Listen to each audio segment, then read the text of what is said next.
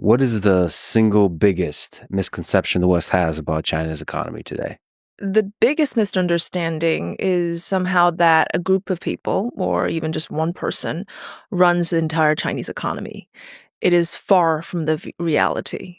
It is a very complex, large economy. And even if there is an extreme form of political centralization, the economy is totally decentralized. The role that the local mayors, I call this the mayor economy, plays in reforms, but also driving the technological innovation that we're seeing right now, it is actually not run by just a handful of people. It's more decentralized than the US is. And I think more broadly, a big misunderstanding is really the relationship between Chinese people and authority. Can you elaborate on that? Well, people think that somehow there's almost blind submission to authority in China. We have a very nuanced relationship with authority, whether it is between kids and parents, or students and their teachers, or with your bosses and the Chinese government. It's kind of the same thing. There's paternalism. They think that they're responsible for you.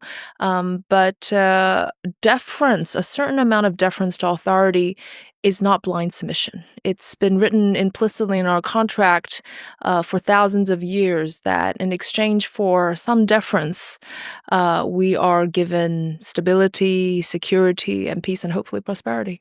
So there is some element that we have in the West of freedom of the individual, so that a little bit of the rebel is allowed uh, in balance with the deference to authority. Yeah, absolutely. Without that, how can you have this radical, dynamic entrepreneurialism you see in China? If you don't have a sense of self, a sense of the fact that you can find opportunities, you look for opportunities, you drive opportunities, it's all self-motivated.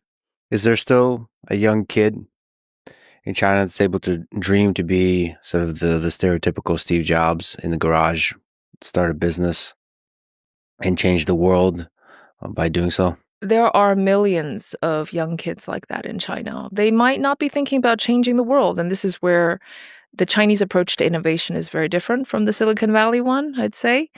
But they see opportunity. They see a country with a billion consumers.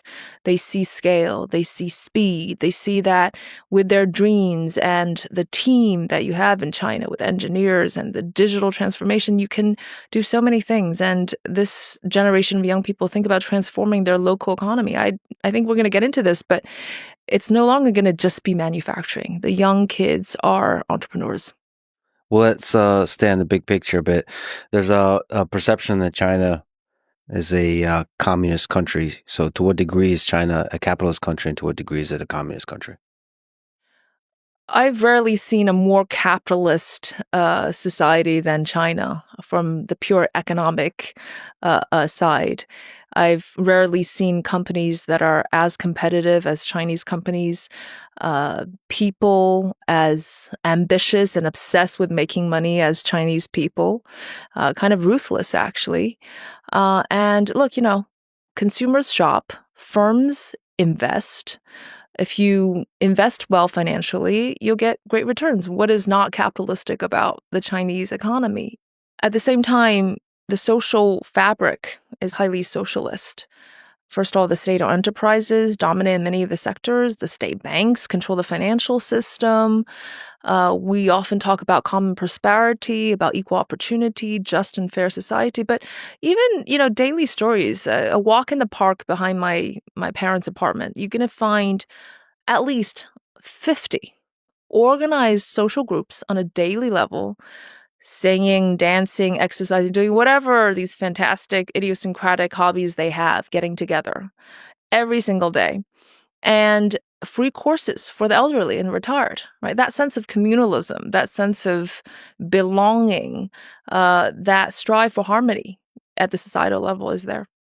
So, just to go back to something you said, there is a value for competition culturally. So, on the business side, on the economic side, there is sort of a cultural value of people competing in a meritocratic way. Competition is ferocious in China, especially when it comes to Chinese companies, but also in education. Well, I should be thankful that I'm not, born later than I am because I thought China was pretty competitive already, going to the schools and studying for the exams. It is at a different level today. Competition is not necessarily in the culture, I'd say. It's driven really by the changing economic and social circumstances of the day. The Chinese companies are all hardworking. They're all going after the market share. They all kind of want to do the same thing. It's not quite like in the US where you open a coffee shop. Well, next door, I'm going to, open a bagel shop, right? In China, if the coffee shop does well, everybody wants to open the same coffee shop. And I think, again, I'm sure we're going to get to this, but there's a lot of that kind of competition, which really drives the world sometimes crazy, of replication. But it's because it's not easy, right? It's not easy to make money. In the education system, there are not enough jobs for the young people. So how do you get ahead? How, as let's say, if you're part of a lower stratum society, how are you going to make sure that your children are going to have a better life than you? You invest in education. So everything is about competition in a country with 1.3 billion people. That's somewhat to be expected. Let's go back to the roots of that. So you described that China's economy model is rooted in its history. So can we talk about Confucianism? Can you explain to what degree those roots run back to Confucianism and in general to other parts of Chinese history? Yeah, Confucianism is more of a moral philosophy than, let's say, religion or a belief system. It prioritizes social harmony above anything else. It's not about metaphysics, but more about ethics. And at the individual level, the responsibility, the duties are all meant to preserve that social order. So it's filial piety, it is loyalty, it is how to be a Chinese gentleman. But things like saving, frugality is part of the moral discipline. Education is part of the moral cultivation. So there's a very strong emphasis that you as a citizen have a responsibility to contribute to society as a whole. On the education side, a part of Confucianism is a value for meritocracy. So how does that permeate the education system in China? You've already spoken to it a little bit, the value of competition, and that it's already getting more and more intense. But it would be very interesting to get your understanding of the education system, its history, and as it stands today. If China were relatively successful economically, a huge part of the reason is by and large it's been meritocratic. That is changing somewhat now, but the only way that you have still that many poor people, especially a couple decades back, still be in harmony with society, seeing all these rich people, make tons of money and you're still belonging to that lower stratum, the only reason is that you believe that your children have a future through meritocracy. And even though it's imperfect, it's highly imperfect, standardized testing, all this competition, all of the hours and the tutorials to studying for standardized exams, well, that is a very realistic scenario in China because there's that many people. When I was growing up in school, we had 60 people per class, and there were 10 classes in one grade. Now, imagine that many people applying for colleges in the American way. How many essays would have been written and need to be scrutinized? But also, that gives room for total corruption. If you know what I mean, just connection based. And actually, the standardized exams, as imperfect as it is to select talent, is still by and large fair. And that's how that whole generation of entrepreneurs, but bureaucrats, government officials were selected. If you look at the Chinese premiers, the presidents of the past, they all went to great schools. A lot of them were engineers, and same thing for civil servants. It has changed somewhat. The meritocracy, I think, is eroding in China. I'm worried about that because it is fine that you get into a good university based on your own merit, but finding a job now becomes much less meritocratic. People with connections get jobs more easily than others. So of course, this is not just a unique Chinese phenomenon. It's actually everywhere. But I guess what I'm saying is that that meritocracy, which was so fundamental to the ancient Chinese education system, by the way, civil servants were selected based on standardized exams in the past. That's always been throughout Chinese history, and that relates to Confucianism. Now, the opportunities, and coming back to the competition point, is that the opportunities getting slimmer and slimmer. And again, this is not a unique Chinese phenomenon. Jobs, where are the jobs going to be? Right. So meritocracy has become more of a problem. Do you have any memories of your own experience in terms of competition, the good and the bad of it?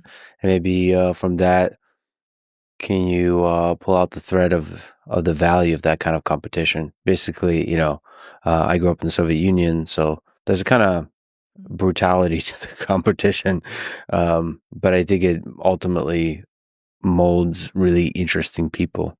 There's a good and bad part of competition. I remember when I was going to middle school, every single midterm exam, final exam, you were ranked from number 1 to number 800 in your entire grade and publicly displayed. Mm. Nice, Nice, very right? nice. Imagine, the majority of people and how they feel. Um, but it does drive ambition in part, and you don't take anything for granted. And you work hard. Keep, you keep the spirit up. M- But, going to the US, I finally realized that Americans are totally competitive. It's just that they don't display it. It's not as apparent. I remember I went to a very competitive high school, but everyone's like so chill. Oh, I'm not studying. Oh, they're studying. They are secretly studying. When I was doing my PhD at Harvard, people say, "Oh, my parents say don't work so hard." People say, "Don't say you worked." They're working hard, right? Just you don't show it. In China, it's kind of a noble thing to show that you're working hard and that you're number one, or that you're top of the class, and you want to display it and you want to let everybody know. But in the US, everybody's like secretly doing it. Yeah, some of it is is the signaling. The culture emphasizes the signaling of, is it better to be kind of for everything to come easily, thereby showing that you're a genius, it comes naturally, or is it better to show that you worked extremely hard for the thing, but the ultimate result is there's still competition. But I don't know, when you're visually displaying and uh, explicitly stating that it's good to be number one and it's bad to be number 800, I think that permeates throughout the culture to Mhm. where Yeah. you understand. First of all, you understand that hard work is the only way to improve, to succeed in life. And second of all, you just create this framework of early on understanding what it means to live a good life.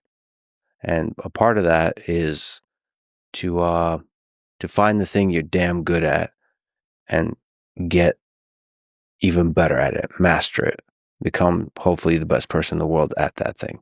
I don't know. That's an extremely important lesson for society to teach. Yeah. That's I would say the right kind of competition, or the efficient kind of competition. I feel that in the Chinese education system, it was not necessarily efficient because it kind of frames you and molds you to be thinking in a certain way. What's been taught to you, you don't have the bandwidth or the time or creative freedom to be more creative and to think outside the box. There, it's just the box. Yeah. You maximize the box, and that's it. You don't actually know what's outside of the box, and you never actually go there. That's the bad part of Chinese competition. And when I got to the US, the high school teachers were asking us to question authority, to question text. I'm like, wow, really? You can do that? So I started to Yeah. asking why. All right, so there has been this miracle in the Chinese economy from after Mao under Deng Xiaoping, where the Chinese economy got transformed and grew incredibly. So, can you explain what happened? The different transformations that happened, the different reforms that happened under Deng Xiaoping. Deng Xiaoping was by far our most pragmatic leader, and I think everybody's grateful to Deng Xiaoping. My father's generation would not have seen that amount of prosperity and peace and opportunity without Deng Xiaoping. It started in the late 1970s when Deng Xiaoping came out with this open up and reform mandate. And it was very tough. Again, coming back to the big misunderstanding of China, it's not as if one leader decides that that's what we're going to do and then everybody follows order and does that. No, there are tons of political barriers, tons of incentive compatibility problems at the local level. In the end, you need the local provincial governors, the mayors to do the job. And how many prefectures are there in China, right? A lot. And they have their own interests, right? We know this around the world. Politically, it's the most difficult thing to do. But somehow Deng Xiaoping was able to break tradition, break convention, come out with this completely new way of thinking about society, life, and the economy. And it was so transformative. I remember people of that generation told me one time that, society was going to focus on the economy. Really? Why would they do that? Wasn't it politics? Wasn't it everything about politics and struggle and ideology? So for them, that the whole country and the government is going to focus on the economy was just so shocking, even though we take it for granted now, that shows you that breaking that mold was incredibly difficult. But I think opening up was a really momentous thing that China did. And it wasn't just joining the WTO. I mean, they were doing a decade of work in preparation leading up to that. What's called, special economic zone is really to turn Shenzhen from a fishing village to an export platform, now to a Chinese-style Silicon Valley, right? And there was the agricultural reforms in the 1980s that meant that farmers could decide what they were going to grow and keep the surplus, whereas it was a collective system before. You know that very well. And then, of course, the ultimate transformation was when China actually joined the WTO in 2001. And the rest was history, right? We're still talking about the aftermath. But reforms was the single biggest impetus to Chinese growth. And every time there was a major reform, it was followed by a good decade-long growth. Every time growth went down, there was a new series of major reforms rolled out, and then, oops, that, led to another wave of good growth. But I'd say that reform pace has slowed in the last 15 years. But are there reforms to be done? Yeah, absolutely. Has China reached even close to its potential? Not at all. But again, it comes back to politics, right? Now it's less about economics, it's more about national security, it's more about politics. And I think that is probably the single biggest barrier to continued good economic growth. Maybe can you speak to what it takes in such a large system, in many ways, such a successful economy to do reform? So you mentioned pragmatism. Deng Xiaoping famously said that it doesn't matter whether the cat is black or white as long as it catches mice. So there's that pragmatism Yeah. that I think underlies a lot of great reforms. As a contrast to Soviet Union, the Chinese economy, as I mentioned, was extremely decentralized. In Soviet Union, the ministries were in charge, it was central bureaucracy, but a lot of the power were given to these provincial governors, party secretaries, mayors of different sorts, and they were incentivized. That's the key, is that these mayors were incentivized to do a good job. If I were successful on a radical reform, if I were successful, I'd be a national hero. And then that reform will be rolled out in every single city in the country over time. And I will be promoted to the higher rung of the central government. And who knows, I might even become vice premier, president one day. That was how the individual was motivated to carry out these really tough reforms. Now, China has changed a bit, right? It's not about being radical and radically successful. It's about being safe, right? So when you shift from basically an entrepreneurial state to a safe state, then the objective function changes and you see it in different economic outcomes. So maybe can you speak to that? What are some important things to understand about the structure of the Chinese state? Well, the central leadership politically is extremely powerful and it's very consolidated, but they hold a very crucial key to the local governments, which is that they decide their fate. Am I going to promote them? Am I going to put them in jail? Am I going to fire them? Am I going to reward them? Am I going to punish them? They hold that crucial key. And I think what was, very surprising for most of the Western audience is that when I mentioned about the mayor economy, there's why don't our American mayors in each city do these very radical things and then push for GDP growth and technology and innovation? It's quite different. I think this is where China's very unique in the world, is that political centralization, economic decentralization, and the yardstick to measure local mayors' competence through, in the first stage, it was GDP growth. So I am a mayor of, the city of Nanjing in Jiangsu province. I'm going to like peek at my neighbors, mayors, cities' GDP growth, and I'm going to be very, very competitive. By the way, I forgot about that. Competition is extremely competitive among the local government officials because you are competing with other mayor for a top job, right? So you need to do better than them. And whether that was efficient structure or not, I cannot comment, but it certainly just fueled this massive and rapid expansion, economic expansion. First, it was industrialization. Everybody wanted to do exports. Then they discovered, oh my gosh, we can have so much fiscal revenues coming from land, right? Selling land and real estate. Let's build real estate and let's urbanize. And then the money kept coming into these local governments, and that they can spend it on nurturing more companies or supporting real estate or supporting investment, and they can do a better job. So then it was geared towards real estate, and that's how the property cycle became the big thing. Everything was at double speed because of what the local government's incentives were designed to do. I say now that China's biggest challenge is consumption, right? It's not production. We know that China is very, very competitive in production and supply. China needs to be a consuming country to be a rich country. Why don't you put consumption as part of the yardstick for measuring local governments? For a while it was environmental protection. Guess what? Very few of them will really want to do it seriously because it goes against the incentives of driving growth, right? They would suffer on GDP growth if they were very serious about environmental protection. So for a couple years, nothing happened in China on that front. And then the central government got really kind of concerned and even angry and frustrated. So they decided to put that as a penalizing factor.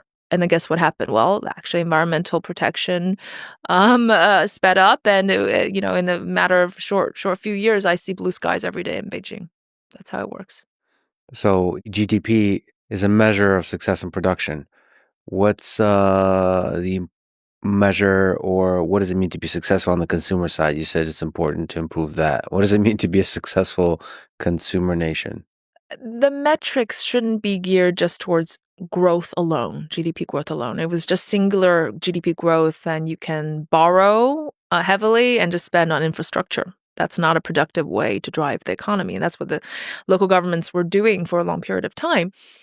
In the last few years, innovation, unicorns have kind of been an implicit yardstick for local governments. That's kind of how we've seen these great, EV companies, 80 cities doing EVs. I mean, do we really need 80 cities to do their own EVs, right? Solar panels, now DeepSeek has become, a star. Semiconductor companies, each local government wants to have their own national champion. So implicitly, technology was part of the yardstick competition as well. But if you can more accurately have a metric for consumption measures, really focus on, making sure that it's coming from consumption, this GDP growth, rather than from investment or infrastructure, then I think that it might focus the government's objective a bit more on thinking about how to make people feel more secure so that they want to save more. For instance, creating more jobs. For instance, more on social security spending, on healthcare, on elderly care. Because for the longest period of time, this political economy model was brilliant at scaling up supply. But it was extremely weak at raising personal consumption because the incentive does not lie in consumption, it lies in production. So you shift the objectives a little bit, and maybe the local government will do more to stimulate consumption. Okay, you mentioned the mayor economy. That seems like an incredibly powerful idea.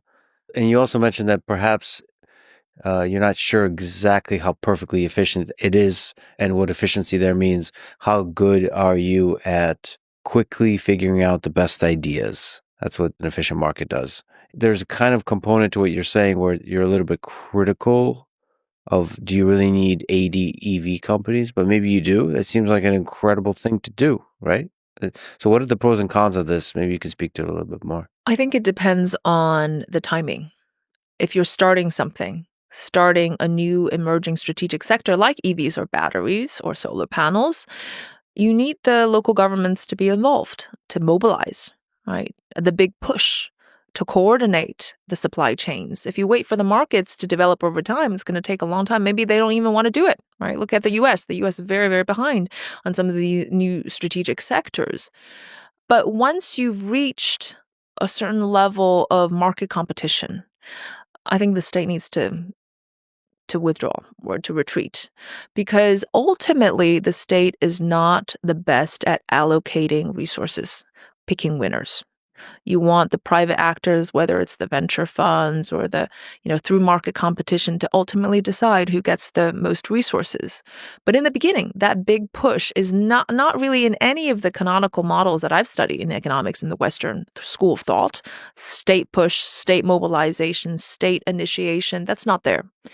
But I think if you look at EVs, solar panels, even just thinking about the idea of reforms in the first place, that initial state push was vitally important.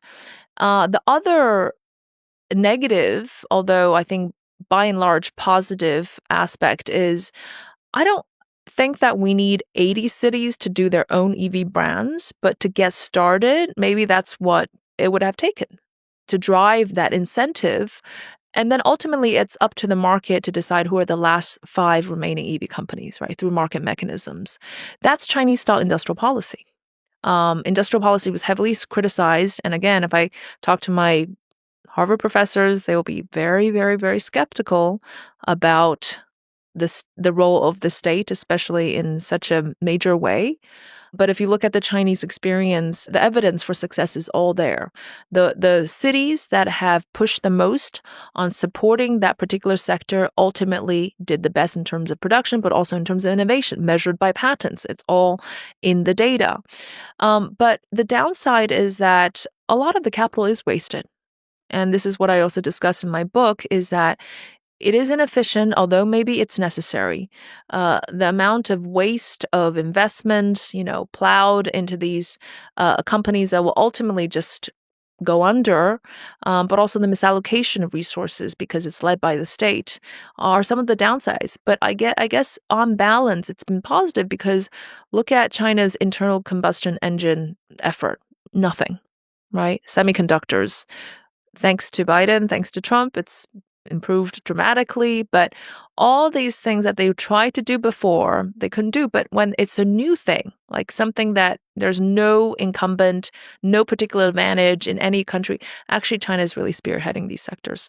Can we linger a little bit more on this mayor economy? It just seems like such a powerful thing where one mayor looks over to the next and looks even just a trivially simple number like the GDP. Why don't we do that in the United States or in the West more? Just compete on GDP. Well, you need to be elected and reelected, right? Is that what your electoral base cares about, right? In China, it's what the central government, your boss, cares about. If you ask the consumers, they rather you spend on social spending, right? The things we talked about that stimulates consumption, on education, on healthcare, things that stimulate demand. So Yeah. it's a difference of political system. So maybe can you speak to the difference? Another difference is the long-term multi-generational thinking that permeates Chinese culture. So how does that differ from the West, sort of the Western style capitalism of quarterly focused thinking? The Chinese are both the most patient and the most short-termist economic actors I met. The patience I don't need to explain, because I think the political continuity means that they can make plans for 2 decades ahead, right? Even longer. The investment of Chinese parents in their children is a multi-decade long project, and they save. Chinese people love to save because they think that they'll have even more money if they save that money rather than spend it on a ski vacation. So that I think it's patently obvious to most people around the world. But I think that most of them would not have known that there's a very popular motto in China, which is called short, flat, fast. That's the impatient part of the Chinese culture, especially with respect to the economy. Short, flat, fast was used to describe a winning volleyball strategy that eventually became adapted to describing the society as a whole and economic decision making. Nice. If you're an investor, you only want to invest in things that you can quickly turn around, make a lot of money, and don't need to do much work. It also applies to marriages. So, a short courtship, a very flat emotional relationship, and a fast divorce. That that is how Uh, you see these companies rise, within a very short period of time. Of course, investors are only interested in those companies that can turn around and exit in a very short period of time, making many, many multiples. And so, in that sense, people are very, very impatient, right? I sit on some boards of these long-standing companies, and the values are just so different. Even though a lot of these public companies are constrained by the quarterly results and so forth, but the values are about sustaining something, a company, for a long time, thinking about organic growth, thinking about investments for the future, sustainability. Maybe it's that competition, maybe it's the speed that we're used to in China. People think about short. So, this dichotomy is very, very interesting. that's surprising to me. Yeah, well, It's this a is surprising idea, right? So that there is a kind of in the West conception of Chinese culture, Chinese economy that everything is usually 50, 100, 200 years out. You have this long vision. But you're basically saying that there's a deep, in the business sector, impatience about everything. it's a transitory phenomenon, I'd say. But if you look at the cheaper stuff, poor quality, that's a reflection of that. The copying, it's the same kind of mentality. Just get ahead quickly. But again, that is all shifting. That is all shifting because China is now in a different stage of development. If you ask the younger generation, they really care about quality. They care about values. And these companies, these very successful companies, successful in 5 years, 10 years, found themselves in a very difficult position after a longer period of time. So that short, flat, fast attitude, which was so popular, especially before the pandemic, that's actually somewhat disappearing. So in some sense, this economic downturn is not that bad for China because it made the Chinese realize that it's not always going to go up, and it made them really look down deeper into what they really should be focused on. That there will be cycles, there will be up and downs, and so these very short-termist thinking and opportunistic way of driving business will ultimately fail. It's bad for China that we're having a sustained economic softness, sustained economic softness, but I think it's also a very, very important lesson for the Chinese people to go through. Let's go, if we can, a bit to the personal. So you grew up in China. What are some moments from childhood that were maybe defining to your understanding of Chinese culture and Chinese economy? We look back at those moments when everybody in China was very poor with a bit of nostalgia. I remember no doors were locked. I was in Beijing, and I remember every day in the summer, everybody just went downstairs and chatted with everybody else. Um, it was very social. It was very community based. The neighbors help each other. We had very, very little, small apartments, very limited access to certain goods. When I was born, there were, even in Beijing, there were these vouchers for how many eggs you can buy, and even Beijing, there were 3 or 4 blackouts per week, typically. There was a sense of community. There was a very strong bond between people and within the family because they were going after a common goal, making your life better, right? Struggling, striving to make your life better.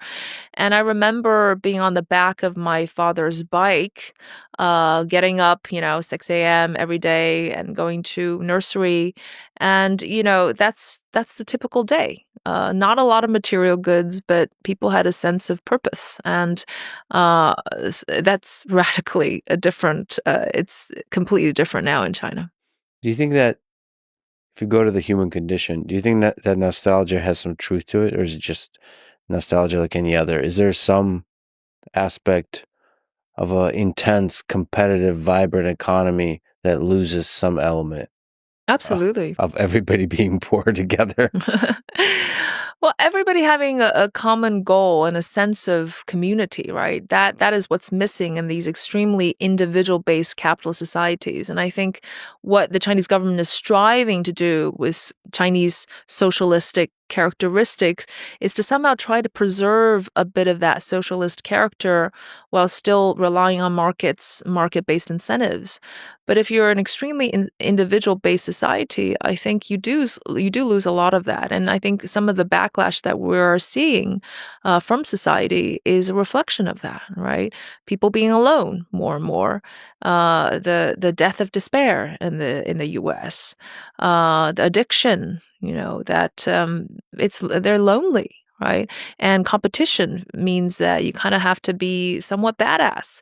And you sometimes put down values and you forsake harmony in order to get ahead. That's certainly the Chinese society now. That was not the case before.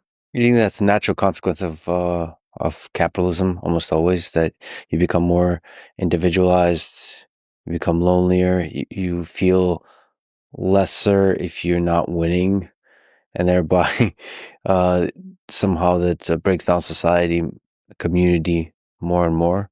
I think it's a spectrum, right? And Europe is somewhere in between, I'd say. But Europe also is not as technologically and innovative as the US. But on a social level, there is more social protection for the people. There is a stronger sense of community, I'd argue. It's not perfect. Ultimately, it is a choice. And this is what I think that China has to decide, right? Do you want technological supremacy and radical breakthroughs? Well, yes, if you do, then you have to tolerate that there are going to be some people who are going to be just going to be uncomfortably rich, right? Like in the United States. You can't say that you detest the financial system for its greed, but then not accept the fact that it is what fuels innovation, right? Um, Risky capital fuels uncertain investments, which allows for countries like the United States to be making these breakthroughs.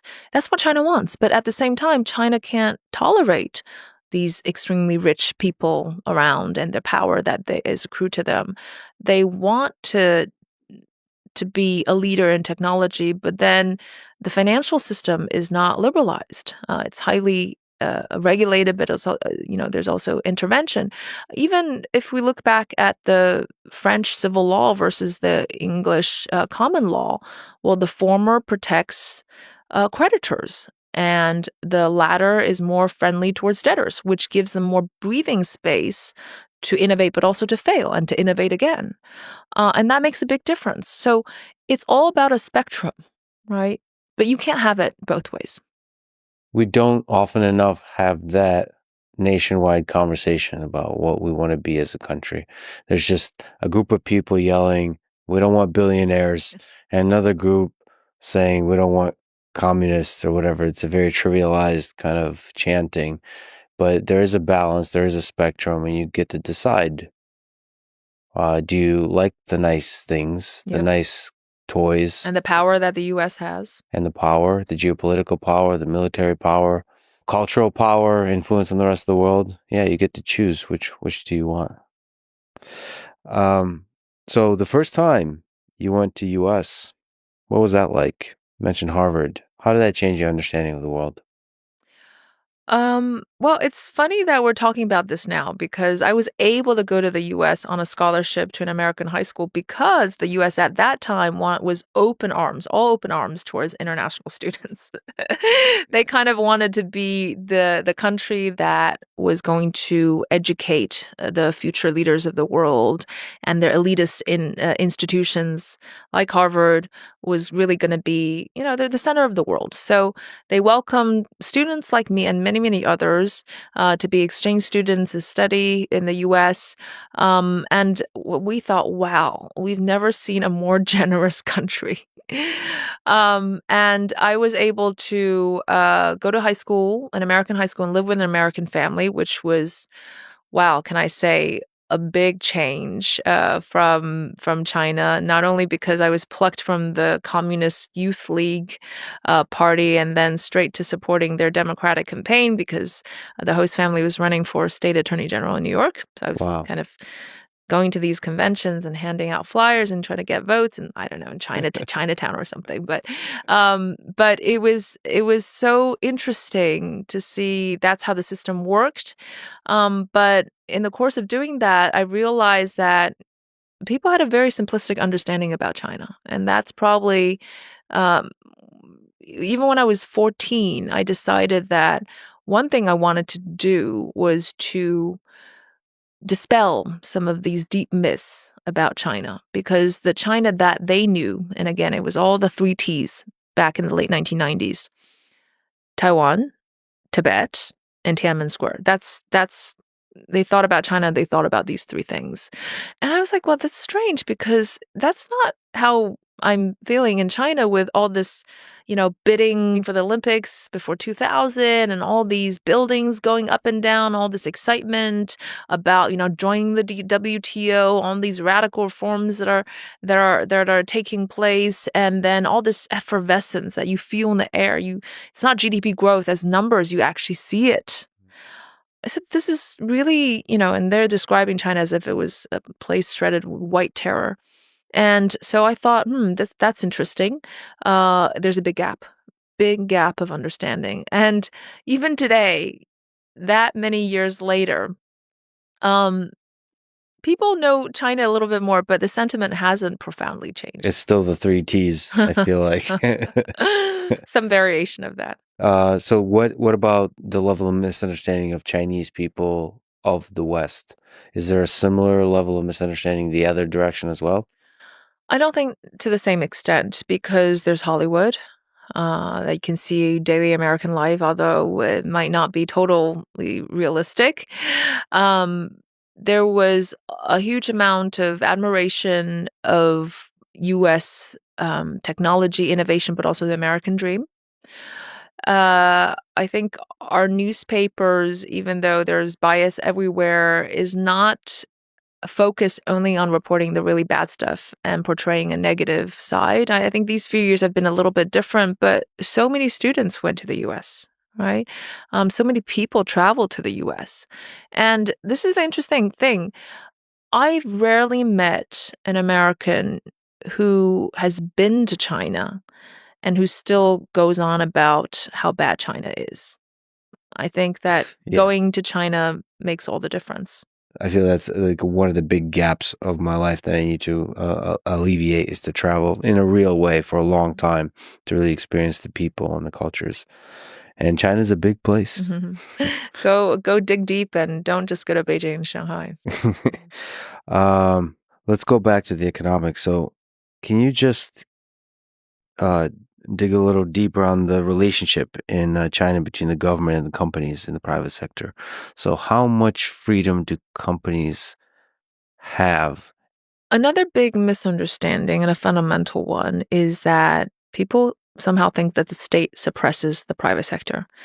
It's not at all as simple as that. For the most part, if we look at the local government's incentive system, they want to help the best private companies, which are the most promising, because it makes them look good. It adds to their GDP, it adds to the jobs, investment. They are so helpful to these private companies. Actually, I know many of these local government officials working tirelessly day and night, especially in bad times, to coordinate between debtors and creditors and to kind of smooth out and define relationships with banks. They want to help these private companies because, again, their incentives are aligned. DeepSeek is a private company, by the way.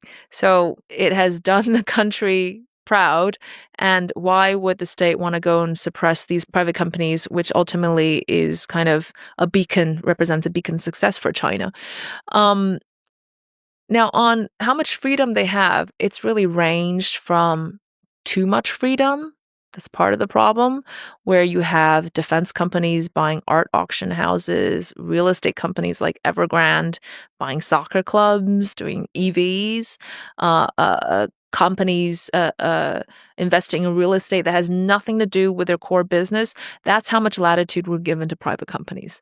And there were consequences.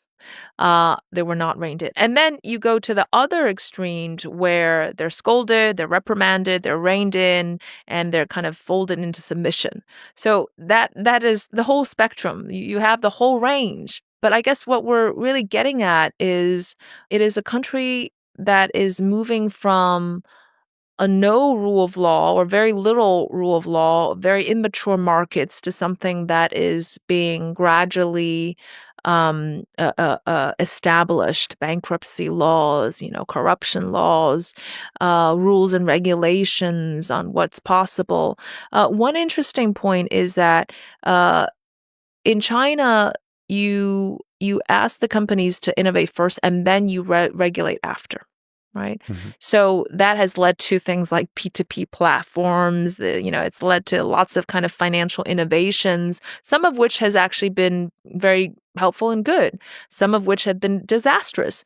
But the intention to regulate after the fact is to really not slow down or hinder the innovation. This is a very different approach from Europe. You regulate first, and then companies have to work around that. So this is why Chinese economy is so complex. You cannot reduce it to simply a statement saying the state is unhelpful for the private or something like that. There are certain sectors where the SOEs dominate, right, when it comes to national security in terms of energy. But let's not focus on these few sectors. By and large, most of the economy, if you actually admit to the fact that China is highly innovative and highly entrepreneurial, means that it must be the private sector that is driving the show. Innovate first, regulate after. Really interesting. Uh, I also, in my mind, am contrasting it with the way the Soviet Union and Russia since operated. That doesn't sound at all like this model. And it's interesting that countries that, at least on the surface, had a similar cultural communist problems, the bureaucracies that form inside the communist state, it just seems that China broke away from that Yeah. somehow.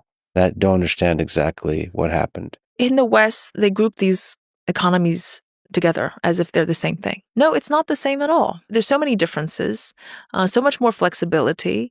You can have dynamic entrepreneurialism at the same time have socialist characteristics. And I think this is what China has been able to shape and mold, a unique model that balances between government and industry, between state coordination and market mechanisms, and between individualism and communalism. It's not necessarily black and white. You can have all these things at the same time.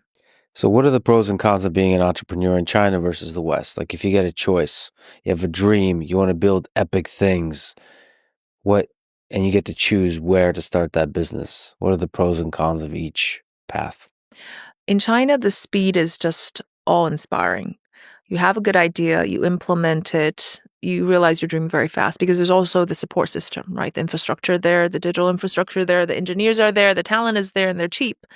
And the market competition is theirs to keep you going. The consumers give you a very, very fast feedback. Look at Xiaomi. It was making phones, and now it makes one of the world's best EVs. 270,000 cars sold in one day a few days ago with a new model. They were phone Wow. makers. So there's an advantage to that, okay? But I would not feel safe. Not because of danger of expropriation or nothing like that, but the bankruptcy laws are not there, right? It's not necessarily always fair competition. Things don't happen necessarily in an orderly manner. If you have a competitor, you can have a very evil competitor, and evil competitors are there everywhere in China. They would, call the police on you, put you in jail, spread false rumors about you. Maybe that happens also in the U.S., but it's a different level in China. Um, and also the mold that you can have to protect yourself, the IP protection, right? That's much weaker in China because the legal system is not very effective. You have a good idea, you'll be copied. and there's a lot of work. You have to dine and wine with the local governments. I mean, that's not allowed anymore, by the way, but you dine and wine, figuratively speaking, you have to have a very good relationship with them. That's a different kind of work. The wine and dine and the evil competitors is an interesting challenge. That, in some maybe distant ways, akin to the problems of the Soviet Union. I guess in Yeah. the United Yeah. States, there's less of that. And I don't even know if that's based on laws, because there's a lot of lawyers in the US that could do the same kind of evil competitor Mhm. stuff technically. It's That's just true. The potential negative ramifications are there. But I think personal protection is a big difference. If you make a mistake, if your company's not run well, you go to jail. I think that the US is much, much more tolerant on entrepreneurship, entrepreneurs, on failure. since we're talking about it, there was a lot of controversy around Jack Ma disappearing, quote unquote, and reappearing a bit later. And there's been sort of rumors of some tense relationships that he has with the Chinese government. What is important to understand about the whole situation? Uh, like, to what degree is it reflective of the issues entrepreneurs face in China? In the US, capital controls politics, one could argue. In China, it has to be the other way around. Capital must be reined in by politics. As part of the capitalist class, do not have the ambition to exceed the powers of the political class is really at the core of it, I'd say, and the biggest difference between US and China. There are important details that I think the West has not fully provided to the public. For instance, and financial, as innovative as it was doing banking jobs without being regulated like a bank, right? So that obviously poses a host of financial stability questions and rules and regulations and so forth. So the fact that IPO was halted, you could say that there were strong economic regulatory grounds for that. But I think more broadly speaking, if you're an entrepreneur, part of the capitalist class, keep your head down and make money, and that's fine, right? Do some philanthropy. There are also many, many other billionaires that are just fine, that are actually very much in favor of the political leadership, and they do their thing. Now, I'm not saying what's right, what's wrong. It's just a very, very different culture and different country. In the US, it's great to be colorful.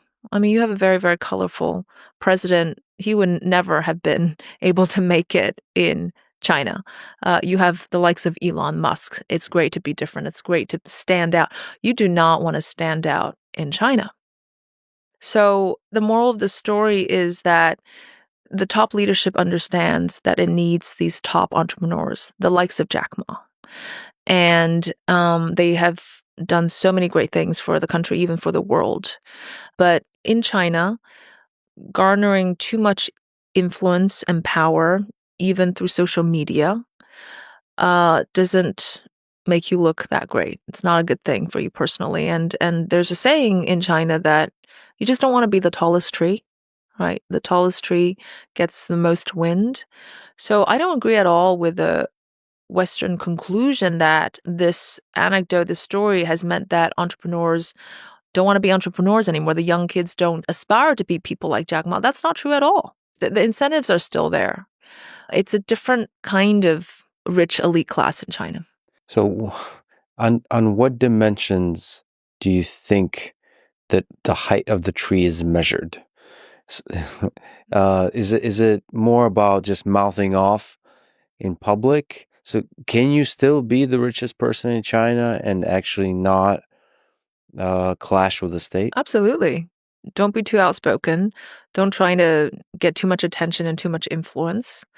And just, again, it's a cultural thing, but just keep your head down, be humble, contribute to society, do philanthropy, collaborate with the government, and you're kind of okay. So, the signal the Jack Ma situation sends to the entrepreneurs in China is not don't be an entrepreneur. Is more like Don't be Don't too colorful. don't be too colorful. And colorful means you can be colorful about the technical details of your technology, but don't be colorful about Xi Jinping and politics, and just stay out.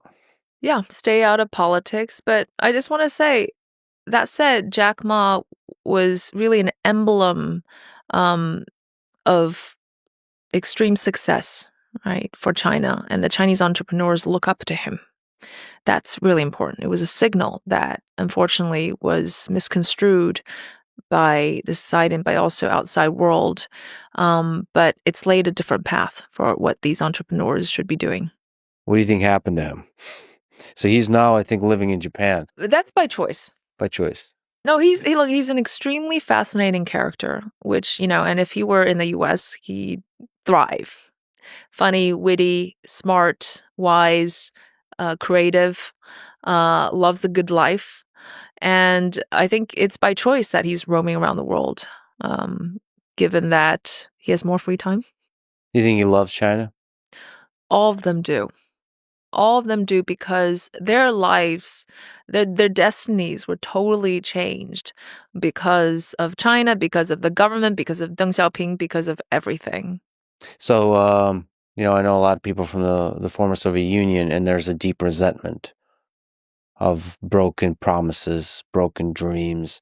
So that is No, not something you that's see. not how I would describe that generation and their feelings towards China. Of course, you always get exceptions, right? The ones who have Sure. moved to the US and who wants a democracy, but by and large, people are deeply grateful to China, the Chinese government, the Communist Party, if you want to label it as that, because they've seen their lives be totally transformed. I mean, Jack Ma went from being a school teacher to becoming one of the most powerful people in the world. I mean, if you didn't have China, how could that have happened, right? Can you speak to the thing you mentioned a few times, which is the difference in American versus Chinese, or maybe Western versus Chinese approach to entrepreneurship? 0 to 1 versus 1 to N. Uh, Maybe can you explain that, and what will it take for China to become a consistent 0 to 1 innovator, for the individual entrepreneurs to create totally new things versus doing the things you mentioned about speed and scale? The US will lead for some time on breakthroughs, on disruptive technologies, the 0 to 1 technologies that ultimately change the world. But innovation is a process. It goes from invention to production and commercialization and diffusion. Diffusing technology throughout all parts of the economy. And on those two stages, I think that China has a unique advantage, even if it still can't do the 0 to 1 breakthroughs. Because in the end, how much this technology is adopted by the countries and by the various parts of the economy is fundamentally crucial to how much productivity will be unleashed. And China's innovation currently, the DeepSeek is really one example, and I think it's really the beginning of the scale-based, leading-edge technology, cost-cutting driven kind of innovation model could be just as powerful, maybe even more effective and powerful than the breakthroughs. And it's a very different approach to innovation. The Chinese companies focus on solutions, problem solving. Again, that comes back to the education system, right? You're giving a problem, I'm going to find the answer. The Chinese students can do it. You want them to write their own question, they can't do it, right? I'm exaggerating a little bit, but it's a little like that, right? They see a problem, they're going to go after it, and they're going to find the best solution. And that's really, really useful, right? Because we don't need, or developing countries especially, don't need these frontier technologies that they can't use. And China currently has this AI Plus program, which is about pushing AI into every single plausible sector with the help of the state. So, adoption, diffusion is very important. Why China can't do breakthroughs or can't do 0 to 1 technologies, I think at the root of it, and there are some deeper, we talked about the the proximate reasons, the short, flat, fast, for instance, Hmm. right? You don't want to spend too much time on investigating something that you don't even know if it's commercially viable. So basic research is still weaker than in the US universities, but also this kind of intrinsic motivation. It's very different, right? In China, it's driven by extrinsic motivation. You are rewarded by, compensation, financial compensation, all these kind of extrinsic motivation is what drives you. But intrinsic motivation, pursuit of knowledge for knowledge's sake, right? That was deep in the Confucius philosophies, but of course, poverty has changed all that. The profound commitment to scholarship, to research, which we know is very much true in the US universities. It's starting, but it's not there. So I think these two approaches are actually quite compatible with each other. I don't know what all this fuss is about, right? China uses technology very well. It can scale up and reduce costs, and then it can spread it around. And the U.S., has makes the highest value added by inventing these technologies. But again, diffusion matters. Well, yeah, the things you mentioned, the scale, the manufacturing, the diffusion. From a sort of economics perspective, you wonder which is the more important skill to have, and it seems like the cost cutting, the efficient, large scale, fast manufacture, the diffusion is much more important for the success and the growth of the economy. I think where it ultimately leads to an impact on the economy, that's more important. It's this persistent question we have: why don't we see the productivity in the numbers, right? You're in AI. AI, we had long periods of investment, right? You hadn't seen it in the numbers until maybe even recently, and it's still very slow.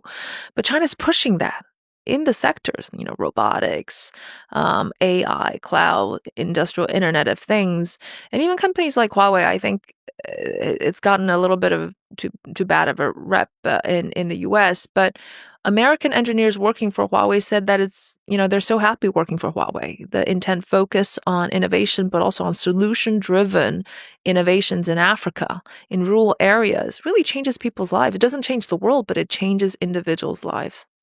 What's the feeling that Chinese entrepreneurs have about copying technology? Because I think one of the cultural things in the US is just really not respected if you Yeah. copy. Yeah. So like that's seen as a big problem. And is there some degree to where in China it's not? No, unfortunately, this is a big cultural difference.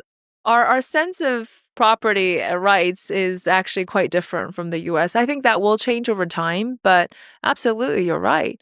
They have no qualms about copying as long as it leads to success, right? That's the difference in values. Uh, as we mentioned in the beginning, you asked why the level of competition is so fierce. Well, they all do the same thing. Once they've seen one successful thing, everybody does the same thing. You'd have no respect for doing that in the US, right? But in China, it's all fine. But I think that over time it will change. Just give it a little bit of time. So do you fundamentally it's a bad thing? In the end, if China's all about innovation technology, you cannot not have very strict IP protection, Sure. Yeah. right? And ultimately, again, we're still in the short, flat, fast Yeah. stage, right? Yeah. When we graduate from that stage, you're going to have very different views about these things. And you're going to try to diversify and do different things. But again, it's a stage. Chinese people were hungry. They're still a little bit hungry. They're not going to be as hungry in the future. So can you describe the DeepSeek moment and DeepSeek as it represents what China's thinking about in the space of AI? And does China have a chance at outrunning US in the AI race? DeepSeek was a surprise to the world, but I don't think it was that much of a surprise to the same degree to the Chinese. Um, and remember that DeepSeek happened in times of crisis, urgency, not in times of comfort. A lot of these technological breakthroughs and leapfrogging happens in times of crisis. This is called crisis innovation. And you got to thank the US for that, right? When the Chinese were comfortably importing chips from the US, the whole industry stalled for 20 years. I mean, why would you plow in billions, tens of billions, and even more when you can just import the best? right? You don't want to do your own innovation. It's because of these export controls, these sanctions on these companies, that Chinese companies and the Chinese state felt an existential crisis a few years ago on being by being cut off from these critical components. And guess what happened? In a short amount of time, the degree of domestic capacity ramping up and catch up has been nothing short of remarkable. Again, thanks to US truculence on technology. Now, I'm sure there are many aspects of hyperbole related to DeepSeek, but it just shows you that the gap is much smaller between China and the US on leading edge technologies than what was expected, that these export controls were not effective. They may have even backfired. And it shows you that China has this relentless focus on taking some of the existing technologies and using scale and the advantages to cut cost and to diffuse. And this is just the beginning. I think it will happen in many other industries as well, including in semiconductors. And that's the Chinese approach. Now, there's an interesting dilemma here, which is that this is happening in a time of extreme economic softness, slowdown, um, and missed uncertainty, trade wars, a lack of confidence, slowdown in private investment and consumption, a withdrawal of foreign investment from China, especially the U.S. venture um, funding. Imagine what China would have been like, let's say, if the economy was doing better, right? But you could also argue that it's because people feel threatened that they make more leaps. Now, I wish the world is not, we don't have to, drive each other to the corners to do something great, but that is the reality. And I don't think that there's an easy say between who wins, because I think the winning idea is part of the old playbook, right? You're all kind of part of a network. Different countries, different players have different choke points on each other. I don't think it's just about the US and China. And what's more, you use your leverage once, and that leverage has a half-life. It becomes a lot less effective the second time around because other countries, other companies are going to try to substitute it away. If China uses the rare earth leverage, which I think it is now a little bit, um, there will be alternatives and substitutes. Got to be very, very careful of what coercion leverage means. Same thing with the US, right? So I think this is all the old thinking of who wins, who dominates. I think we need a new playbook. So to you, maybe when you refer to Biden and Trump, if we go back to Biden, it would be the CHIPS Act. So the export controls created unintended, unexpected effect where it had the reverse I hope it geopolitical was effect. unintentional. Otherwise, you'd be questioning the level of intelligence of the U.S. administration, right? But I think that the things they laid out did the opposite of what was intended. It sped up um, domestic capacity. It motivated the whole country to do this whole of a nation program to go after technology. It's kind of like the way they go after Olympics, right? Olympic gold medals. They wanted to maximize Olympic gold medals, and they put the whole nation at work and all the resources. And that's what China did. Huawei, another example, they were sanctioned. Guess what? They have come back to life stronger than ever before. And this is not unique to this episode. If we look at throughout history, these blockades don't work. The continental system actually indirectly led to industrial revolution in the UK when the Spanish kind of blockade the Portuguese. They came up with a very ferocious, forceful naval power. And you're talking about China here. They just don't lie down and lie flat and say, "Oh, we give up." Right? They're more motivated than ever before. So the lesson is don't force people or nations into a corner. Yeah.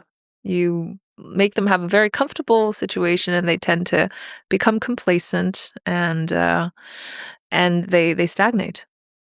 All right, so can you talk through the whole saga of the Trump's tariffs that's still going on, especially tariffs on China, from your perspective as an economist?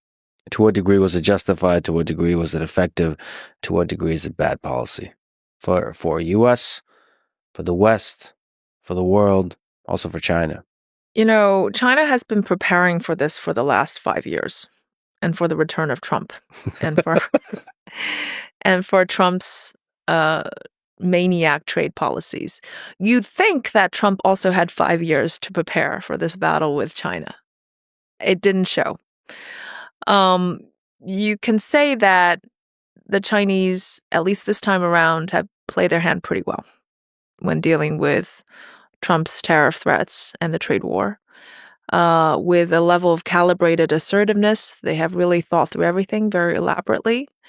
Look, you know, this is not good for either country. Let's just be clear. It's bad for US and China, and it's bad for the world. And every country has a stake in the US China trade war because whether you trade directly or indirectly with China, you're going to be affected. They are one of the largest intermediate exporters in the world, and Chinese manufacturing goods anchor global manufacturing prices. The cumulative tariff burdens when you get to Canada, when you get to Mexico, when you get to any other final destination, these tariffs will affect you, right? So it's clearly very, very bad for the world. China's core principles, and I think that this is not well understood from the rest of the world towards the US, and something that they have kept up is equivalence, reciprocity, and realism. China's not going to lower tariffs unless the US does, right? You can kind of stand up to Trump like a man. That's the only way, to deal with Trump. That's its view. The deal has to be realistic. The phase one deal of the last time wasn't realistic, and China thinks, look, the US is going to use this as a leverage, right? That's not possible. This can't be seen as political concession. The deal has to be seen as mutual commerce. So, where China can have room to negotiate is opening up things like services. American banks, American financial institutions have a lot of business to do in China. They can buy a limited number of more goods. They can discuss about transparency around rules and regulations on e-commerce, on data. All of that is fine. But don't confound economic issues with political issues. Hong Kong, Taiwan is not part of the deal, by the way, in case anyone was wondering.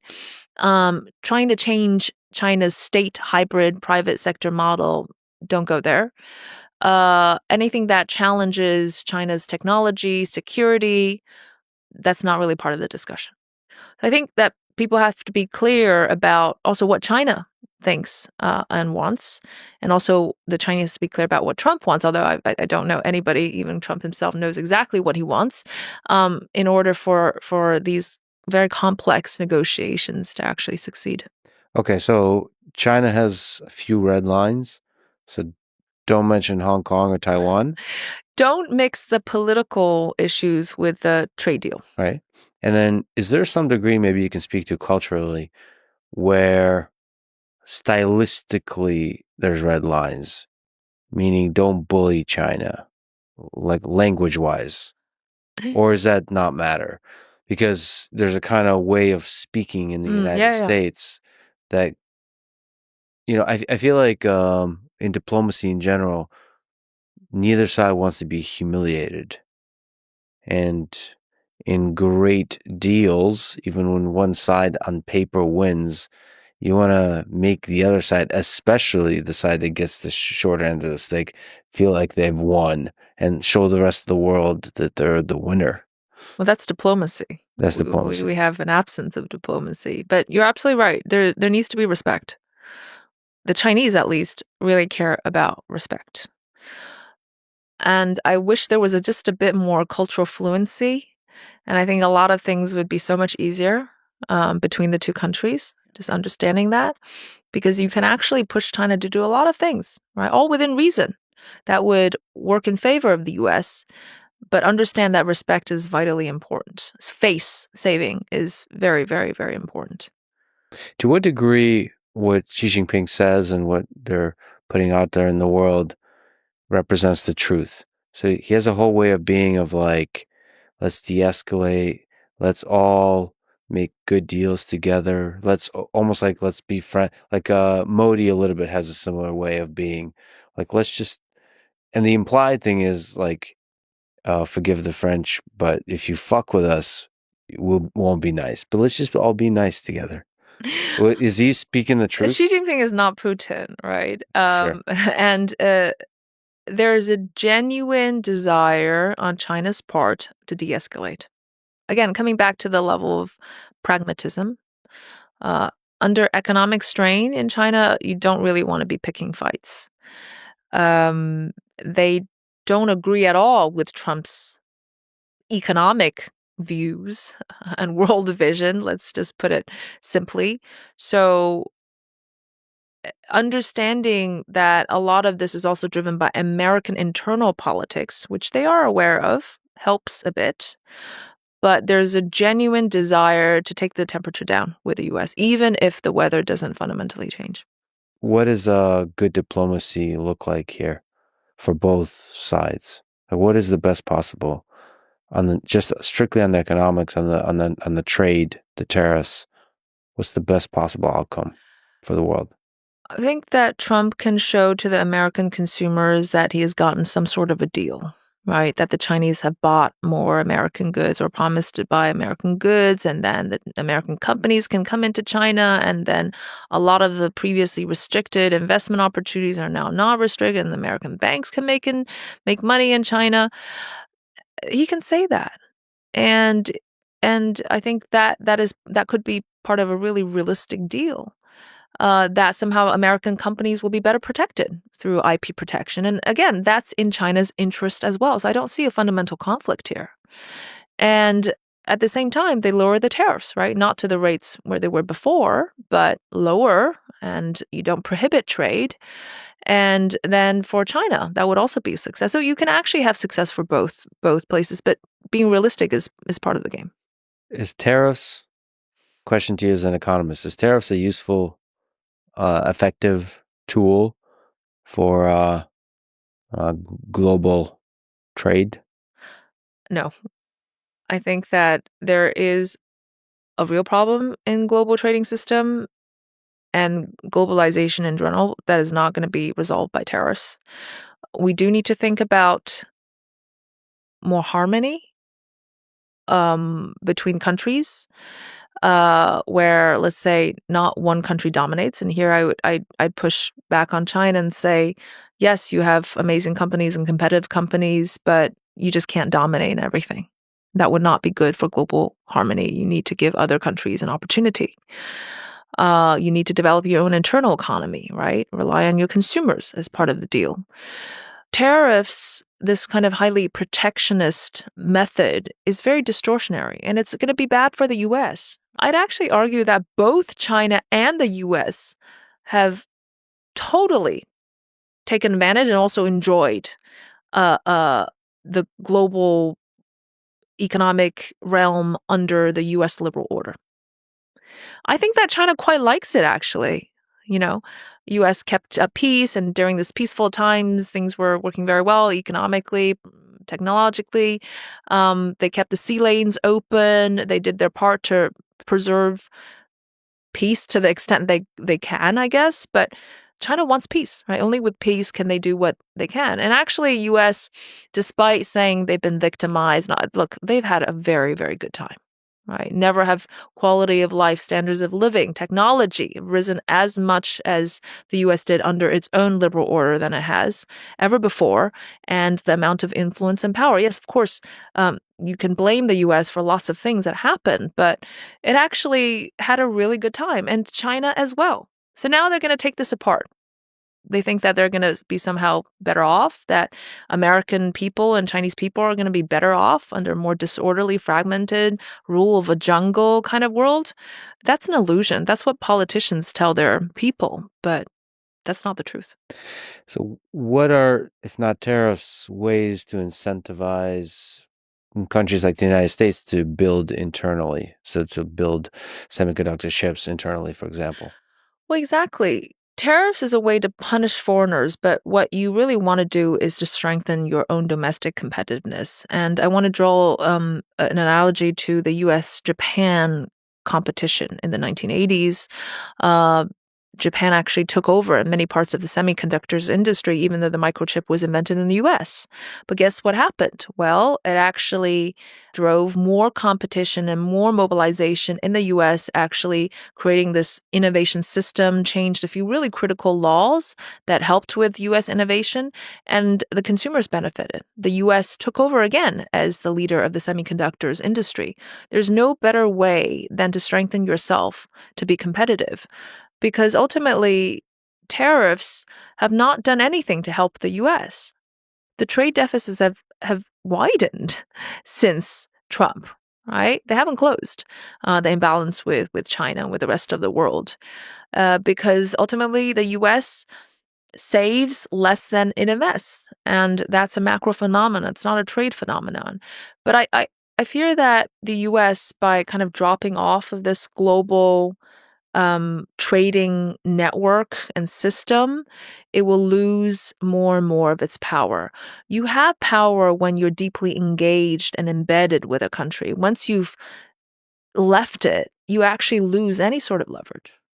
So there's got to be ways to incentivize industrial policy, building more stuff internally without tariffs, right? So you just invest from a federal perspective. You've invest in companies, maybe like more carrot towards the domestic versus stick versus the foreigner. All kinds of subsidies that are justified for the green transition, for innovation, R&D, support for the university system. You know, the US is the world leader in terms of attracting talent, it has everything going for it. But it was a little bit complacent. And by dropping off of that global network, it's going to do itself more disservice. Yeah, tariffs don't quite make sense to me. Or maybe I'm dumb, but it just doesn't make. It doesn't make sense to economists either, and economists are not all dumb. All right. You did mention immigration a little bit. So I think that's a component of it also. You said your own experience was that U.S. was much more open to immigration in the past. What do you think about this on the human side, the protectionism, the closing of the borders that the U.S. is doing? What are the pros and cons of that from an economics perspective? On US immigration, well, you see, I understand both sides of the story, to be very honest. And I also understand a bit of the protectionist streak, not only coming from the US, but also from Europe and various parts of the world, which is going to be a trend. I understand that before you care about people in the rural villages in Indonesia, you really care about, the northern Brits in this country, and they have not fared well. I understand that your jobs may be under threat because of this uncontrolled influx of illegal immigrants. From a purely economic and rational level, you'd say immigration is very important because it keeps the prices down, keeps inflation down, it keeps up the supply, which is very important when you have that much demand. And look, the standards of living have also improved for many people who can afford it, right? The low cost workers being able to sustain the service economy. So I understand both sides of the story. I think that in the end, it is a balance. And I do believe, even as an economist, that social harmony, and I come back to this word harmony repeatedly, even though as an economist, this thing doesn't even exist, Yeah. um, is becoming ever more important. And as a nation, some kinds of skilled immigration is actually what makes the U.S. the most technologically advanced country in the world. At the same time, you do have to think about your own citizens, the ones that have had generations and been around, and you have to think about their livelihoods. Yeah, the puzzle of social harmony is a fascinating one because you spoke to the long history of China, how they, Yeah, that was uh, Confucius. yeah, that's Confucius. And then there is a kind of social harmony, a very different set of ideologies in the United States and in the West broadly. And it's all a puzzle. And you do want to have some cohesion. But in the United States, one of the beautiful aspects is the diversity of humans. And so the continued influx of diversity is, feeds the machine that makes America great also. But too much breaks the fabric of that society. So it's such an interesting puzzle. And some of it is like we humans can't balance. So you go one extreme, the other, Yeah. and you just oscillate back and forth. And then also politics, especially in the United States, there's a red team and a blue team, and when the red team is at the top, the blue team just pulls all the way to the other direction and vice versa. And we just kind of oscillate back and forth in this way and hopefully make progress over time.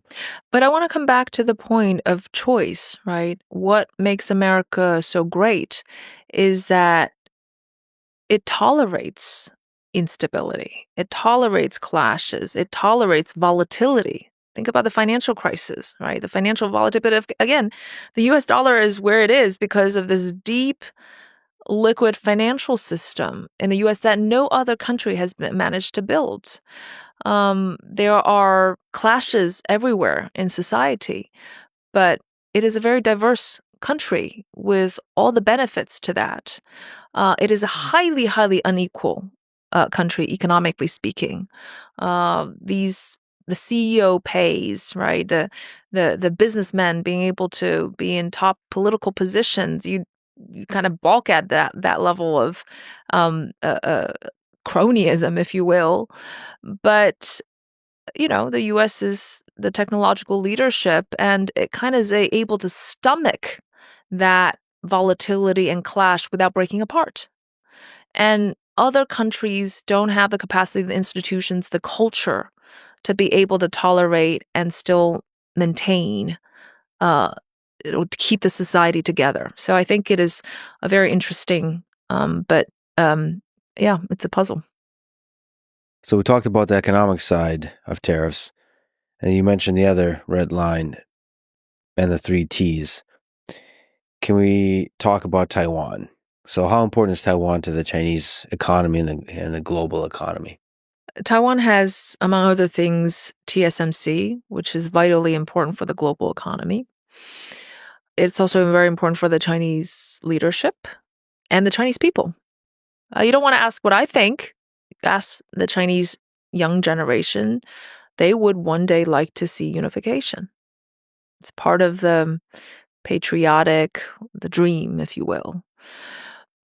So, and it's a chip, right, between the US and China. So everybody is watching Taiwan, but I'd say that this attention is not necessarily good for Taiwan because all this uncertainty, all the political risk has meant that investment there has dramatically been curtailed. And mainland China is a very, very important economic partner to the Taiwanese economy.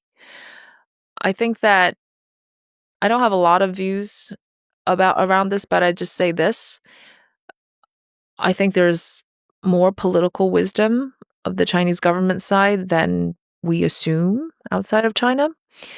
And that strategic ambiguity, but also strategic patience, especially given China's economic situation currently, means that more likely or not, I think that if China does really well economically, and Taiwan is not doing as well economically as we've seen, that over time, this is still the best strategy from China's point of view um, to resolve these differences. I think any military use and action would be actually quite detrimental to China. So what's a way to avoid military conflict here? It seems like a red line. Unification is a red line for the United States, and it just feels like a very tense situation. So, is there a path forward here that avoids any military conflict where everybody is happy from an economics perspective, from a semiconductor manufacturer perspective, also?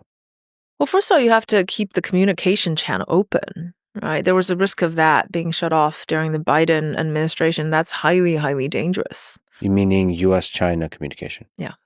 There's also something that I think people miss, which is that the soldiers in mainland China, that's part of the one-child policy generation, right? There's only one son. Families have only one son. And I think to assume that the Chinese people desire and would be able to forsake that generation for unification purposes or be able to tolerate lost lives for this, I think is also a bit of an exaggeration and stretch. And I think Chinese people also really um they really care about peace and stability. Chaos is just not part of what they think is good for them. Um, the role that TSMC plays is so critical, given the choke point they have on the rest of the world um, in the semiconductors industry, which we know is one of the most important industries sustaining the economy, not to mention things like AI and technologies. Look, the U.S. has been trying to build another TSMC outside of Taiwan. It's very, very, very slow, right?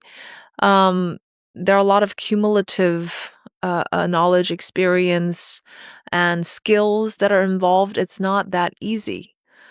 The Chinese don't want to see an eruption of TSMC either, because again, it's vitally important for everybody. Whilst I don't think that this is really necessarily a bargaining chip, because if you really see what the Chinese thinks about Taiwan, it goes beyond economics. It goes beyond the logical. It is about, realizing a dream, which even I tended to um, not place enough importance. But when I talk to the young people in China, I realize that it's still their dream.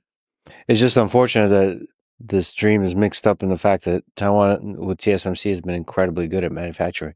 There's this like interesting puzzle of why it's so difficult at low cost at scale to manufacture chips, and it's just incredible that they were able to do it. And it's a interesting puzzle for how China can do it domestically and how US can do it domestically. Yeah. And it seems like there's increasing urgency on that. And I think if we look out in the next 100 years, the urgency is good because it's probably good for each individual country to be manufacturing majority of their chips. Right? It's less likely to lead to conflict. Well, this is the trend that you need to manufacturing things that are important for national security. It's not efficient, but it's so-called strategically safer. You mentioned one child policy, so can we speak a little bit more to that? Like, what impact has it had on the Chinese society? On culture, you already mentioned some of it, some of the impact on the economics, on the culture, on the demographics of China. It's probably one of the most radical policies that China has enacted in its history. And the enforcement was very strict. In my class, nobody had a sibling except my friend who was a Uyghur. 98% of urban households had only one child.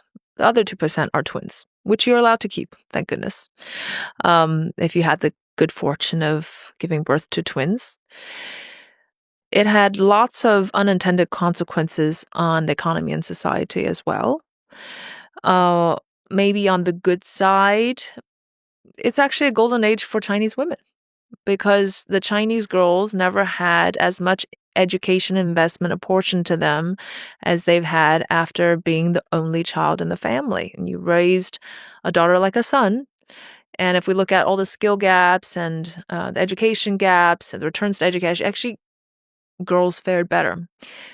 Apart from the top leadership in the Chinese political class, you look at the CEOs of major companies, in the ministries, civil servants. There are a lot of Chinese women, and actually, recently, if you look at the surveys, the Chinese families would prefer to have a daughter than a son because they've seen how much bargaining power you as a Chinese woman and as a rare bride or a scarce supply of brides goes, you have raised your bargaining power and you can command high amounts of dowry.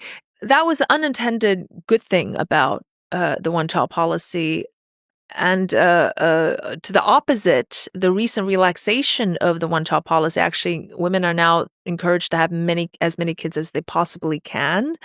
The flip side of the one-child policy has not necessarily been good to women in the job market because they think, oh, well, you've only had one child. Oh, guess what? You can have another child. So that's not necessarily good for long-term employability.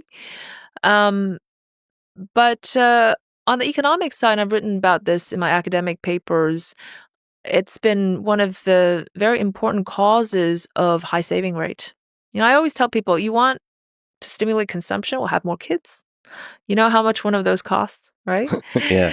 Especially in China, Yeah. the tutorialships, the education, and you have to buy a house. You have to buy a house for them so that they can get Yeah. married eventually. Yep. So it's very, very expensive to have a child. If you have more children, you spend more. But maybe people don't want to have more children because the cost of having a child is so high. And this is driven by the competition. And why is there so much competition? Because there's a one-child policy generation, right? You want your child to be the dragon or the phoenix, and you put everything into that one child. That makes the child more anxious, makes the whole environment more competitive. And in the end, these one child policy children don't want to have a lot of kids because they don't want them to see them suffer what they have suffered, right? So there are all these kind of unexpected consequences, but also changing the social fabric. I'd like to say that it broke the hierarchy of the family where the parents had the dominant role. Now the kids are the boss. They boss everybody around. They boss their grandparents around. Yeah. There it relates to the housing puzzle. Uh, how is it possible that the Chinese youth can afford these really expensive real estate with their meager income? Well, one common saying is that they have 6 wallets, right? You and your spouse, together with the parents, and maybe even the grandparents would chip in. So there's this kind of intergenerational family dynamics that makes our models focused on the individual consumption just completely inappropriate to describe these dynamics.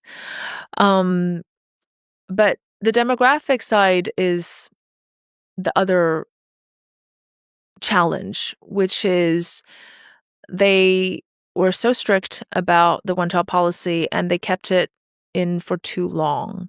So that once they decide to loosen it and decided that fertility rates were way too low to sustain the Chinese economy and its future, it was already too late. And now they're kind of finding all kinds of creative ways to make people have more kids. This is not something that they can demand and command in ways that they can demand and command emerging strategic sectors, right?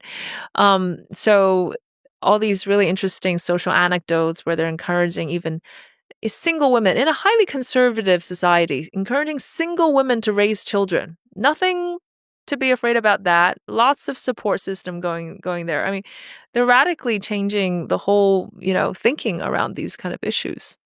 Well, it seems like even the West, a lot of the developed countries have a demographics problem. Seems like a lot of countries not have enough babies. South Korea, South Korea. very, very, very low fertility rate.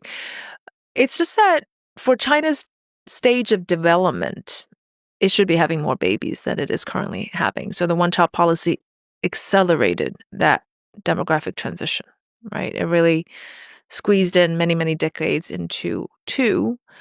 But my view about the demographic aspects for the economy is not as pessimistic as most people, because meanwhile we're talking about aging, um, there are also high rates of unemployment, right? Um, when we're talking about is there enough people to do the jobs, we have things like AI and not enough jobs and these kind of questions that are first order. haven't even figured out the relationship between labor force, productivity, what are the factors of production that will be most important for future economy.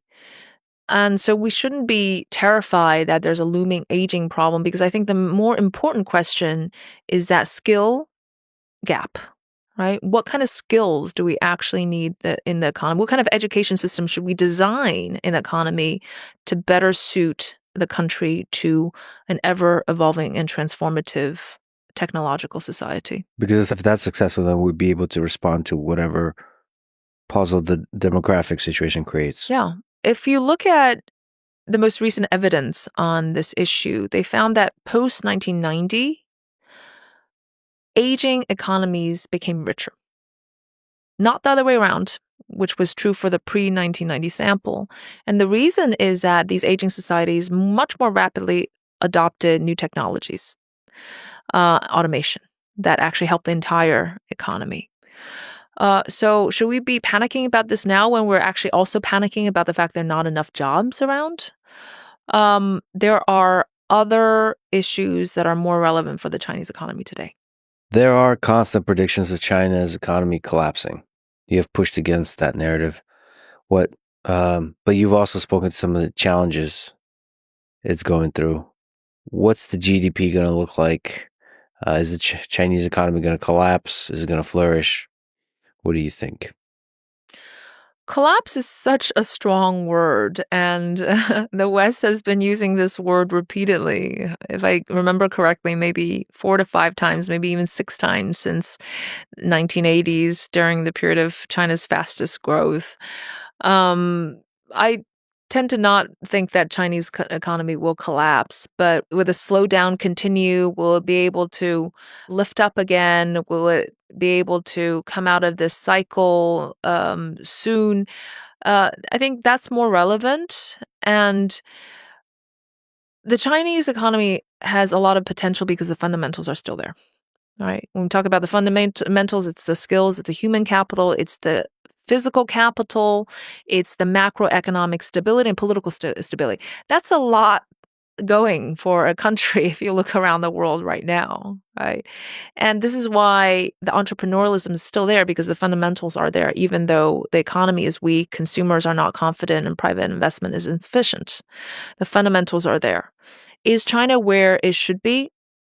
Far, far, far from it, because China's potential based on the fundamentals is a much higher level of per capita income than where it is currently. It's kind of currently in a $10,000 bracket. And this is also a puzzle, because you're a $10,000 per capita income country that can actually do leading edge technology and can be neck to neck with US companies on these high tech. That's the first time in history. Even the Soviet Union, which was very technologically advanced, did not have the extent of commercializable civilian technology and the technologies that were pervasive throughout the economy. But fundamentally, we have to understand how much of this real estate crisis has impinged on the economy and explains the persistent slowdown. Can you explain the real estate crisis? A few years ago, uh, there was a crackdown on the real estate sector. And again, it comes back to a lot of the social issues we were discussing. Why aren't people having kids? Well, maybe it's because housing is too expensive. Maybe it's because education system is too competitive. The speculative bubbles in the real estate is making housing unaffordable, and that's not part of the Chinese social characteristics, right? Um, and so when they decided that the property investors were going to be reined in, that housing was to be lived in, not speculated, it really brought down the whole sector in terms of investment, in terms of the financing of the sector.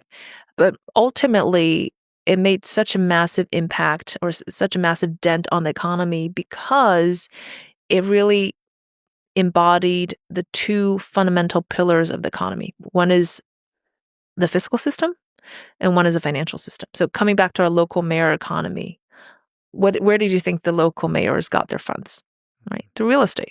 They sold land. Real estate property developers came in. They can develop the entire local economy because the services will come in, the jobs will come in. And by the way, you're an equity owner of the entire city. So you want these property developers around. Um, Many countries throughout history all have this property transition, right? You need to wean the economy off of property. In a good situation, it takes 3 to 5 years. In a bad situation, it can take 10 years. I don't know where China belongs currently, but the real estate collapse also meant the local government finances also shrunk dramatically. Real estate was a really important part of the financial industry. It brought that down. So together, it really had a major impact on the economy, but also from the consumer side, their wealth was primarily tied into real estate. Not the stock market, not other kind of investment opportunities. It was real estate. So they felt poor, they consumed less. So, in the spirit of understanding China better, uh, maybe to get a bit of your advice, if I were to visit China, what's the right way to visit, to experience it, to see the people, to talk to the people, maybe outside of the big cities? Is there any advice you can give to somebody going to China? Check out Speed, Mm-hmm. his Yes. travels into China. Yes. I think they represent um, a more dynamic reality than just visiting Beijing and Shanghai and Shenzhen, the big cities. I actually think a lot of the opportunities, especially economic opportunities, are in the second, third tier cities now in China. And there's a return of talent. These companies, Pop Mart, they're coming from these second tier cities that care about the local economy, about fun, entertainment. That's what the new generation is about. They don't want to be lining up some factory, doing manufacturing jobs. If you think that the Chinese new generation is still all about that, you should really study them a little bit more. They're all about making their lives more fun and more interesting, right? That's the cycle, right? In the beginning, Chinese people are hungry, they want to look for jobs, and they find these jobs in manufacturing. Now they want a work life balance. They are spearheading fashion, right? They spend so much more on entertainment, travel, clothing, restaurants. They have come out with these amazing coffee chains that have beaten completely Starbucks within a very short amount of time. This is all the new generation. Where are the opportunities? It's in the local areas. It's all about localism, not globalism, localism. Being rooted in your local economy, you will actually find so many more opportunities. You go to Chongqing. I actually was watching a video about Chongqing. I thought we were in Shanghai. I was so surprised. And you go to Chengdu. It's fun. People work a little bit less, but it's really exciting. It's very fun. People are really nice. Go to Xinjiang. Take a look for yourself. There's ski resorts being opened there. Um, you have a very interesting, colorful, dynamic, complex country, and it's not defined by Beijing and Shanghai. So the small cities are flourishing and are developing a personality of their own. They are flourishing more than the first major tier cities. Interesting. What's the most beautiful thing to you about China and its people that you wish more people knew? Behind all this competition and ambition, you have a very genuine group of people. They are funny. They are they're community based. They are authentic. Actually, it's not contradictory, right? You have a society which is heavily controlled, but they find ways to be truly, truly authentic. And ultimately, they're just a very social group, right? Again, I keep on coming to this being lonely aspect of the Western society and increasingly living alone. That is not China. It's still a very, very warm country. And they're warm to foreigners and they are friendly. Well, I'm very grateful for you being a voice of balance, a voice of reason in this world, and for the book you've written on China that a lot of people deeply respect, and for talking today. Okay, thank you so much. This is an honor. Great to be with you. It's a pleasure.